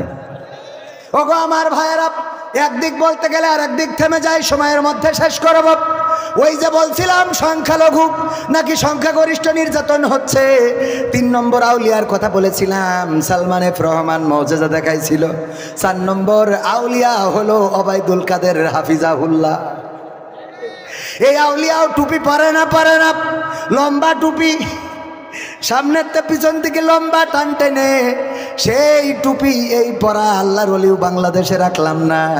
এরপরে ওই যে সালমান এফ রহমান গত রমজানে যে ইমাম, কাবা শরীফের ইমাম, যেখানে দাঁড়াইয়েছে বরাবর তার সোজাসুজি দাঁড়াইয়ে ইতেকাপ করিয়েছে, ফেসবুকে আবার স্ট্যাটাস দিয়েছে আমি ডাইরেক্ট কাবার ইমামের সোজাসুজি দাঁড়াই ইতেকাপ করতেছি। তার মানে ও ওলিয়া উলিয়ার উপরে চলে গেছে। সেই পরহেজগার পর্যন্ত দাড়িটাও রাখতে পারল না, আবার তা বিপদের সময় চড়িয়েছে নৌকায়। 5 তারিখে নৌকা ভেঙে গেছে, তাতে আবার চড়িয়েছে। লজ্জা, ওকে লজ্জা হলো। তুই একটু বাসে মাসে পলা, হ্যাঁ, নাই ধান খেতে যা, হ্যাঁ, নাই দোকানদারি করি দাড়ি পাল্লা দেওয়া কর, তো তুই আবার নৌকায় চড়লি কোন আন্দাজে? ফখরুলি যদি আমার ওবায়দুল কাদের কাকা থাকতো তাহলে বলতো মাসুদ ভালো হলো না, ঠিক না বে? ঠিক। আবার নৌকা মানে কেমন লাগে কোন তো? এরপরে 4 নম্বর আউলিয়া, 4 নম্বর ওবায়দুল কাদের, 5 নম্বর আউলিয়া মানিক, বিচারপতি মানিক। দেখেন কত সুন্দর করে বুঝলো যে এই দুনিয়ার জীবন জীবনই না, সুতরাং পরিবর্তন হতে হবে। কি পরিবর্তন হওয়া যায়? সারা জীবন দাড়ির বিরুদ্ধে, টুপির বিরুদ্ধে কথা বলে আবার উনি তওবা করে মাথায় টুপি পরলো, দাড়ি রাখলো, এমনকি সব আরামায়েশ ত্যাগ করে বাগানে যেয়ে কলা পাতায় শুয়েছিল, ঠিক না বেঠে? অথচ বাংলার আল্লাহর ওলিরা, বাংলাদেশের মানুষ এমন বড় একজন পরহেজগার যে বনবাসে চলে গেল। বলছে বনবাসে আপনার পর বনবাসে না পাঠায় এক কাজ করেন, আমার বাড়িটা বনের কাছে আর আমি ওখানেই বাস করি, আমার বাড়ি পাঠাই দেন, তাহলে বাসও হবে না বনও হবে না। বোঝেননি তো? বনবাসে গেল, ওই যে বাগানের মধ্যে কলা পাতার মধ্যে শোয়া এই বাঙালি পালোয়ান, দেখেন এই আল্লাহর ওলির বিসি পর্যন্ত খুলে নাকি রেখে দিয়েছে। সহ্য না করে পারা যায়, ঠিক না বেঠে? তারপরে আউলিয়া ইনু মেনন, তারপরে দীপু মণি। দেখেন ইনু মেনন, সেও হজ করে আসলো আপনার কুষ্টিয়ার আল্লাহর ওলি ইনু সাহেব। কথা কয় না, পাওয়ার ছিল না, ছিল না, এই কথা বলা এখানে কাঠি খুলতো, স্টেজতে নামা হইতো, কয় নামা হইতো। সেই আল্লাহর ওলি হজ পর্যন্ত করে আসলো, যে আল্লাহতে বিশ্বাস নেই সেও হজ করে আসলো। ভাইরা আমার, এই লোকটাও পর্যন্ত এখন জেলখানায় আছে না নাই? তারপরে পলক, ব্যারিস্টার সুমন, আরাফাত, সব মুসলমান না হিন্দু? সংখ্যাগরিষ্ঠ না সংখ্যালঘু? সংখ্যাগরিষ্ঠ তার মানে নির্যাতন হচ্ছে, সংখ্যালঘু নাকি সংখ্যাগরিষ্ঠ? কথা কয় না কি? সংখ্যাগরিষ্ঠ। আর আমার দাদার দেশে অপপ্রচার হয়, আবার একজন বলছে বাংলাদেশ থাকবে না, থাকবে না বাংলাদেশ। দেখেছেন না? লাফাইন না সাংবাদিক। কি সাংবাদিক? কি সাংবাদিক? বাংলাদেশ থাকবে না, থাকবে না, যাবে কোথায়? তোরা তো এই বাংলাদেশ নিয়ে ষড়যন্ত্র করেছিলি। আল্লাহর কসম করে বলি, এই বাংলাদেশের স্বাধীনতা সার্বভৌমত্ব রক্ষার জন্যে যদি রক্ত লাগে বাংলার জমিনে রক্ত ঝরাবে, যদি জীবন লাগে জীবন দিবে, হাত লাগে হাত দিবে, পা দিবে। কিন্তু এই বীর বাঙালি 1952-তে যেমন ভাষার অবমূল্যায়ন মেনে নেয় নাই, 1971-এ যেমন মানচিত্র ছাড়ে নাই, এখন নতুন করে আমার দাদাদের কাছে বাংলাদেশকে ইজারা দেয়া হবে না, ঠিক না বেঠে? বরং এই বাংলাদেশের দিকে যদি চোখ তুলে তাকাই, সেই চোখগুলো তুলে ফেলা হবে। কারণ এই বাংলাদেশ আমরা রক্ত দিয়ে এনেছি, এই দেশ নিয়ে ষড়যন্ত্র বরদাস্ত করা হবে না। আমাদের দেশ নিয়ে ষড়যন্ত্র করবা? এই দেশ রক্ষার জন্য অতন্ত্র প্রহরী হিসাবে আমাদের বোনেরা বলেছিল, সামনে স্বাধীনতা, পিছনে পুলিশ, সুতরাং স্বাধীনতার দিকে এগিয়ে যাব। বলেছিল না? বলে নাই? তার জন্য বিজয় অর্জিত হয়েছিল। আর দেখেন, বাংলাদেশে আমার পুলিশই রাষ্ট্র গঠন করেছিল, এমন পুলিশ বানিয়েছিল। গতকালকে একজন বলতেছে, একজন পরিচয় করাচ্ছে পুলিশের সাথে, আরেক পুলিশ অবশ্যই চিনে ফেলেছে, কয় বুঝতে পারছি আপনি সেই এই হ্যালো, উনি হিন্দু, তারপরে চিনেছে। বাট মুসলমান একজন, আমার এলাকায় বাড়ি যশোরে পালবাড়ি, হয়তো এই আলোচনা তার সামনে যেতেও পারে। গতকালকে বলতেছে, ভাই কবির ভাইকে চেনেন? তা বলছে না, চিনি না তো। আমি বললাম, ভাই চিনবেন না, কারণ আওয়ামী লীগের পুলিশ যে কটা, ওরা কেউ আমারে চিনবে না। কথা কয় না? বললাম আমারে ওরা চিনবে না, চেনা সম্ভব না। তো আপনি মনে হয় আওয়ামী লীগ করেন, পুলিশের বলতেছি চিন্তা করতে পারেন? আর এক সময় আমাকে বলতে আপনি জামাত পারেন নাকি? না, আমি তো আওয়ামী লীগের খাস লোক, ঠিক না? বিশ্বাস হচ্ছে না? খেলা হবে এবার, হয়েছে বিশ্বাস? তাহলে ঠিক আছে, ঠিক না বেটে? ওগো আমার ভাইরা, সেই পুলিশ বাহিনী এমন একটা বাহিনীতে তৈরি করেছিল। এই কথা বলেই আমি আলোচনার দিকে যাব। পবিত্র কোরআনের সূরা ইয়াসিনের একটা আয়াতে কারিমা তেলাওয়াত করেছি, মনে আছে না নাই? আল ইয়াউমা নাখতিমু আলা আফওয়াহিহিম ওয়া তুকাল্লিমুনা আইদিহিম ওয়া তাশহাদু আরজুলুহুম বিমা কানু ইয়াকসিবুন।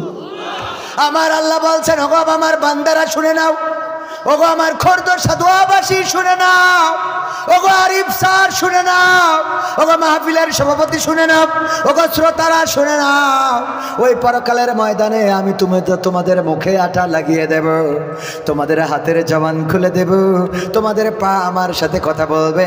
তোমাদের হিসাব গ্রহণ করার জন্য আমার কাছে অনেক মাধ্যম আছে, আমার জন্য এগুলো অনেক সহজ পন্থা হয়ে যাবে। বলেন আল্লাহু আকবার। এইবার চিন্তা করেন, আমরা এমন অনেক পাপ করে থাকি, যেই পাপের খবর যদি মা জেনে যেত তাইলে ভাত রান্না করে খাওয়াতো না। বলতে এমন কুলাঙ্গার সন্তান তো পেটে ধরি নাই। যদি বাবা জেনে যেত বাড়ি থেকে বের করে দিত ঘাড় ধরে, যে তোর মতো সন্তান আমার বাড়িতে দরকার নাই। বলেন ঠিক না বেঠিক? একটু বিবেক খাটান, বিবেক দিয়ে চিন্তা করেন, মনটা নরম করে দেন। ওগো আমার ভাইয়ের আওয়াজ শুনবেন, কিন্তু যদি কাজে না লাগে, হাসি তামাশা করলেন, চলে গেলেন, লাভ নাই। এই ওয়াজটা আপনার আজকের মাহফিলটা নাজাতের ওসিলা হয়ে যেতে পারে। সবাই জোরে জোরে বলেন সুবহানাল্লাহ। আল্লাহ রাব্বুল আলামিন বলেছেন, ইকরা কিতাবাকা কাফা বিনাফসিকাল ইয়াউমা আলাইকা হাসিবা, পড়ো তোমার কিতাব, তুমি পড়ে তোমার হিসাব করে দাও। তার মানে ওই দিন পরকালের ময়দানে আল্লাহ আপনার আমলনামার কিতাবটা প্রিন্ট করে, ওই যে আপনার যেমন ফটোকপি মেশিনে গেলে প্রিন্ট করে দেয় না, প্রিন্ট করে দিয়ে দেবে যে নাও এইবার তুমি পড়ে দেখো। পৃষ্ঠা উল্টাবেন, দেখবেন যে লাইলাতুল ফেব্রুয়ারি আছে, বাইকে গিয়ার দিয়েছেন তা আছে, কবে গোলাপ ফুল দিলেন ওটাও লেখা, স্যার দোকানে কবে বসলেন তাও লেখা, মাকে কবে খারাপ ব্যবহার করেছেন মায়ের সাথে আছে, বউকে কবে পাশে দিয়ে ইচ্ছা মতো কষেছিলেন। কথা কয় না, বউকে মারার লোক এখানে তো একজনও নেই, আছে? কিডা কিডা হাত তোলেন তো। ওই যে একজন খালি হাত তুলেছে, তাও সাহস করে তুলেছে, আল্লাহ কবুল করে। বউর মারেন সত্যি সত্যি? মাঝে মাঝে মাঝে মাঝে মারে, যাক এটা সত্যবাদী, আলহামদুলিল্লাহ মারে, হাত তুলেছে। আপনারা তো মেরেও হাত তোলেননি, তার থেকে উনি ভালো, আলহামদুলিল্লাহ। শোনেন, বউকে মারা যাবে, কিন্তু সেই মারটা যেন এমন না হয়ে যায়। আল্লাহ রাসূল সাল্লাল্লাহু আলাইহি সাল্লাম বলেছেন 1 বিঘে লাঠি দিয়ে বাড়বেন, আবার 1 বিঘে লাঠি দিয়ে গুতাইয়েন না, বাড়বেন, বাড়ি দেবেন, ওতে যতটুকু ব্যথা লাগে শাসন করার জন্য বউকে মৃদু আঘাত করার কথা হাদিসে আছে এবং বৈধ আছে। কিন্তু কুপান দিলেন এত যে গরু যেমন পিটাই এমন পিটানি, এই পিটানি পিটালি পরকালের ময়দানে। এই মারের কারণে ওই বউ যদি আল্লাহর কাছে অভিযোগ করে, সেই অভিযোগে জাহান্নামে যাওয়া লাগতে পারে। কথা মনে থাকবে?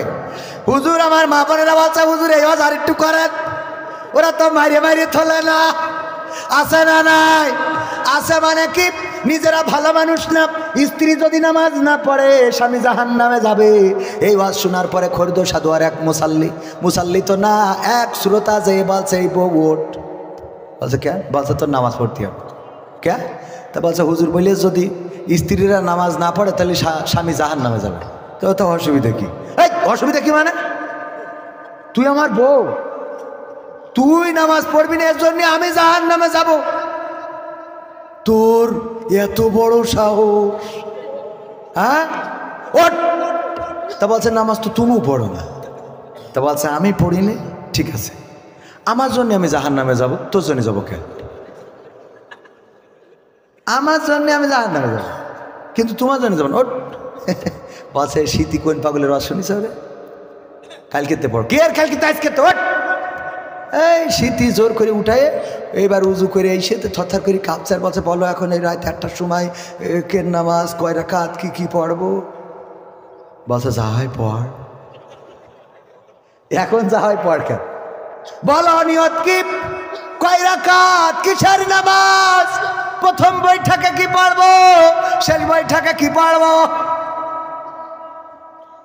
বলছে কাল খেতে পয়সা, কাল খেতে না আজ খেতেই বেশি থাকবো, তার গ্যারান্টি কি? তুমি সামনে যাও, আমি ইক্তেদাই তু ভেজাল ইমাম। ইক্তেদাই তু কি ইমাম? ভেজাল ইমাম। কারণ জানে ইমাম অত ভালো না, ভালো না। ওগো আমার ভাইয়েরা, এমন যদি হয় তাইলে ওই বউ নামাজি কোনোদিন হবে? বরং আজান হয়ে গেলে আপনি মসজিদে আসেন, আপনার স্ত্রীর নামাজের কথা বলা লাগবে না। আপনি মসজিদ মুখী হইলে বউ অটোমেটিক নামাজি হয়ে যাবে। আল্লাহু আকবার। আপনি নামাজি হইলেই বউ নামাজি হবে। আপনি চায়ের দোকানে সিরিয়াল মারবেন, পরিমণি মারবেন, নুরা লাইলা, রাশমিকা মান্দানা, আমির হামজা ভাই কই তো খুব বিপদে আছে। তারপরে যে ঐশ্বরিয়া রায়, কারিনা কাপুর, আল্লাহর ওলি, আরো কত আছে, এইগুলো চার দোকানে বসে বসে মারবেন। আর বাড়ি মনে করবেন যে ফাতেমা রাদিয়াল্লাহু তাআলা আনহার উত্তরসূরি যায় নামাজে সিজদায় পড়ে রয়েছে। ও সিজদায় নেই, ও আর একজনের কাছে বল্টুর কাছে মারতেছে। বল্টু ভাই, হ্যাঁ কতদিন হলো আপনি আমার খোঁজ নেন না? হ্যাঁ বল্টু ভাই। হ্যাঁ, হঠাৎ করে যদি ওর স্বামীর ফোন আসে, হ্যালো এই কী হয়েছে, এত কল করো কেন? হ্যাঁ তোমার বোর মানুষ খেয়ে বেলাচ্ছে। হ্যাঁ এত ফোন দেওয়ার দরকার নেই, বাজার ঘাট ঠিকঠাক করে তো করে নিয়ে আসবা। হ্যাঁ এত ফোন দেবা না। বল্টু ভাই, চুলের কুত্তা কাটিং কোথা থেকে দিয়েছে? আপনি হাসলে আপনার গাঞ্জা খাওয়া দাঁতগুলো সেই লাগে। ঠিক না বেঠে? আগে নিজে ভালো হও, বউ ভালো হবে। আর নিজে যদি খারাপ হও তাইলে বউ খারাপ হয়ে যাবে, সন্তান খারাপ হয়ে যাবে। নিজের পরিবর্তনের দরকার আছে না নাই? ও আমার ভাইরা, বারবার খালি লিখতেছে আর লিখতেছে, কিন্তু আমার আরিফ স্যার সাহস পাচ্ছে না। ভাইরা আমার আরিফ স্যার যে সিরকুট লিখেছে আপনারা শুনতে রাজি আছেন না? নাই? আলোচনা কি আর একটু করাবো? গানও কি শোনাবো? আজকালকের ছেলেরা বই নিয়ে আর বসে না, ও বাবা গুগলে সার্চ করিয়া পড়ি। ওরে কালের মেয়েরা কোরআন হাদিস ধরে না, এখনকার মা বোনেরা আল কোরআন পড়ে না, ও আল্লাহ টিকটকে ভিডিও ওরা করে। ঠিক না বেঠে? আজকালকের ছেলেরা বই নিয়ে আর বসে না, গুগলে সার্চ করিয়া পড়ি। আগের সময় প্রেম করিলে মুরব্বীরা বলতো পাইছো কি, এখন বলে শখ করিয়া বাবু তুমি খাইছো কি। আগের সময় প্রেম করিলে আমার মাস্টার বলতো পাইছিস কি, এখন বলে শখ করিয়া বাবু তুমি খেয়েছো কি। লজ্জা শরম নাই আইলাম কোন জামানাই, লজ্জা শরম নাই আইলাম কোন জামানাই, ভবিষ্যৎ দেখি অন্ধকারে। আজকালকের ছেলেরা বই নিয়ে আর বসে না, ও বাবা মোবাইলে সার্চ করিয়া পড়ি। নতুন করে হয়েছে চালু এখন আবার কোন ট্রেন্ড, পরিচয় করাই দেখি এই আমার গার্লফ্রেন্ড। আছে না নাই? হঠাৎ যদি কোনো বন্ধুর সাথে কুষ্টিয়া ইসলামিক ভার্সিটির সামনে দেখা হয়, ইসলামিক ভার্সিটি বলেই সবাই নামাজি নাকি? না, নামাজ পড়ে না। দেখা গেল আর একজন রয়েছে বগলের মধ্যে হাত, এই কিডা বোরকা পরা পাশে, কবে বিয়ে করলে দোস্ত? শুনাইলে তো না, দাওয়াত তো দিলে না। ভাবি আসসালামু আলাইকুম, কেমন আছেন ভাবি যান? ভাবি না তো কিডা? পরিচয় করাই দিলে এই আমার গার্লফ্রেন্ড। আছে না নাই? নতুন করে হয়েছে চালু এখন আবার কোন ট্রেন্ড, পরিচয় করাই দেখি এই আমার বয়ফ্রেন্ড। মানে আমার মা বোনেরা আছে না নাই? শরমের মাথা খাইয়া গেছে ওরা। আছে মানে কি? আরো অভিনয় করে কি? ওরে বাবা, ও জানে যে ওর মেয়ে কার সাথে লাইন মারতেছে, ছেলের ডেকে বলে দেখো তুমি তো গাঞ্জা খো, তোমার সাথে ওর আব্বা জীবনেও দেবে না। তুমি এক কাজ করে নিয়ে চলে যাও কুষ্টিয়ার কাজী অফিসে পড়াই নিয়ে যেমনে সেমনে থাকোগে, আমি এদিকে ব্যালেন্স করি নোবানে। আছে না নাই? এইবার যখন নিয়ে চলে যায় গাঞ্জুটে, নিয়ে যাওয়ার পরে যখন স্বামী অফিস ছেড়ে বাড়ি আসে অথবা কুষ্টিয়া থেকে বাড়ি আসি, ওরে বাবা বউ এবার অভিনয় শুরু করে দেয়। কি জন্ম দিছাও, কি জন্ম দিছাও, আমার মুখে চুন কালি ই লাগাইল রে, ও আল্লাহ আল্লাহ। ওর অভিনয়ের কাছে শেখ হাসিনা ফেল। ঠিক না বেঠে? ও পাঠাই দিয়ে আবার সারের দোষ। কি জন্ম দিয়ে যাও, ও জন্ম দেশ একটুকু নিয়ে তাতে দোষ। এই তুই যে 10 মাস থেকে শুরু করি এই বড় করা পর্যন্ত কথা কয় না, আর দোষ সব পুরুষ গে, আর তোমরা সব ফেরেশতা খুদার খাসি। ঠিক না বেঠে? আমার যুবকদের ভুলাই ভালাই পটায়ে একেবারে জীবনে খোল করি ছেড়ে দেয়। টাকা লাস্টে না থাকলে ওই যে কলার খাইন চুরি করে, কলার খাইন চুরি করে 3 পিস কেনে, এই কেনে তাই কেনে। এইবার যখন ওর আব্বা অন্য জায়গায় বিয়ে দেয়, ও যে আমার চেয়ারম্যান, ভারপ্রাপ্ত চেয়ারম্যান কোন না আছে না? হ্যাঁ ভারপ্রাপ্ত। তো ওই চেয়ারম্যানের কাছে যে বিচার দেয় যে চেয়ারম্যান সাহেব মকসদের ছেলে আজ 7 বছর ধরে আমার প্রলোভনে, বিয়ের প্রলোভনে ধর্ষণ করে। এই ধর্ষণ হলে জোর করি একবার দুবার হবে, 7 বছর ধরে হয় কি? কথা কয় না। তুমি বিশাল আল্লাহর ওলি, তুমি তাহাজ্জুদ পড়ছিলে, ছেলে পিলেগুলো চরিত্র নষ্ট করে ফেলাইছে, আর সব টিং টিং হয়ে যাচ্ছে দিন দিন। আগে মানুষ কত সুন্দর, গায়ে শক্তিও নেই, জোরও নেই, পাওয়ারও নেই, সব শেষ, তেজ মারা খাওয়া শেষ। আগে মানুষ দেখতেন কত সুন্দর, স্যার আগের সময় মানুষ দেখেন কি সুন্দর ছিলেন, কি সুন্দর কাটে। এখনকার ছেলে মিলে দেখবেন টিং টিংয়ে। আগে যদি এরকম টিং টিংয়ে থাকতো তা মুরব্বীরা বলতে তুই কিছু খাইস না নাকি, আর এখন টিং টিং হইলে কয় কিছু কি খাওয়া ধরেছিস?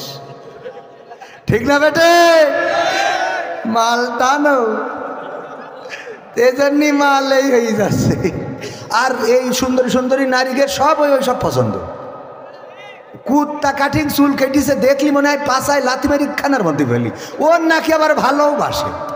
আর মেসেজে লেখে তোরে ছাড়া বাঁচবো না। তুই বাঁচ, তোর আগের তো মত দিনি, তুই মরলেও তো ভাল লাগে। তুই কনে গিয়েছিস তুই? এই ঠিক না বে ঠিক? মুখের কাছে মুখ নেওয়া যায় না।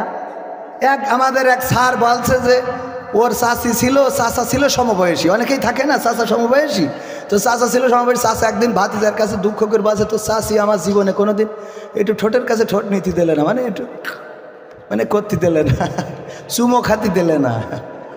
তাই ওই বলছে একটু বলছেন দিনই, তার চাষি ডেকে বলছে, ও চাষি, চাচা তো সমবয়সী একটা কথা বলেই ফেললো, তাই এটা করো কেন? এটা না হক কাজ হয়ে যায় কি? তা তুই একটু চাচার নাকি মুখের কাছে একটু কোনোদিন ঠোঁট।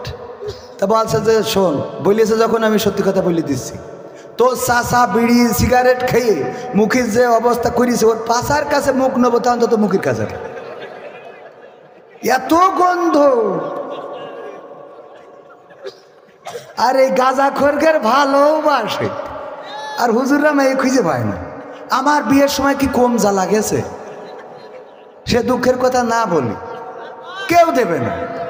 আমার মা মেয়ে দেখতে দেখতে, মানে আব্বা থাকলে আব্বা বলতো বিয়েই দেওয়ার দরকার। মা তো ধৈর্য, যে যাক ছেলের একটা বাচ্চা খাইছে তো হতে হবে, তারও বয়স হয়েছে। অনেক কষ্ট করি, কত জায়গায় প্রস্তাব নিয়ে, না মুরব্বি মুরব্বি, হবে না হবে না। তারপরে আমার এক শ্বশুর যাক বলে, মানে কানা খুঁড়া এনে মানুষকে নিচে আর কি, বোঝেননি, দিতেই চায় না। আর এই গান জুইটেরা দেখো, ওরা নাকি 2-3টে করে থাকে ওকে, শয়তান কোথাকার। আর এগুলো মহিলারা বেশি আশকারা দিয়ে এগুলো করে। শুক্রবারেও কসিং করতে গেছে। শুক্রবারে কের কসিং রে? শুক্রবারে কসিং। এবার কয়েকদিন পরে এসে বলে বমি বমি ভাব হচ্ছে। তা কসিং যদি সব দিন করে, তা ও তো শরীর খারাপ করবেই। শয়তান কোথাকার। হুজুর, ও এখনো তো আলোচনা শেষ করিনি, করেছি। আলোচনা কি শুনতে চান আপনারা? কতক্ষণ শুনবেন? সারা রাত, একদম নগদ কথা। এ যে মানে কত বড় মিছে কথা, মানে এর থেকে মিছে কথা। আল্লাহর জন্য ভালোবাসি, হয়েছে বলছিলাম হুজুর আল্লাহর জন্য ভালোবাসি, রাসূলের জন্য ভালোবাসি। নামাজ পড়ে না একক, তো দাড়ি তো রাখেইনি, পাঞ্জাবি সহ্যই করতে পারে না। হুজুর আবার আল্লাহর জন্য ভালোবাসে, পরেশগার, এরকম আছে না নাই? আল্লাহর জন্য যদি ভালোবাসা হয় তাকে তাহলে আল্লাহর কাজ আগে করতে হবে না? আল্লাহর জন্য ভালোবাসে ও আর শয়তানের কাজ করে বেড়াচ্ছে। ভাইয়েরা আমার, এই জন্যে মিথ্যে কথা বলা যাবে না। আমরা সারা রাত কেউ থাকবো না, তবে আমি শেষ না করা পর্যন্ত যাবেন না কারা কারা, হাত দেখতে চাই। নারায়ে তাকবীর, আল কোরআনের আলো, আল হাদিসের আলো, আমার নেতা তোমার নেতা, নারায়ে তাকবীর।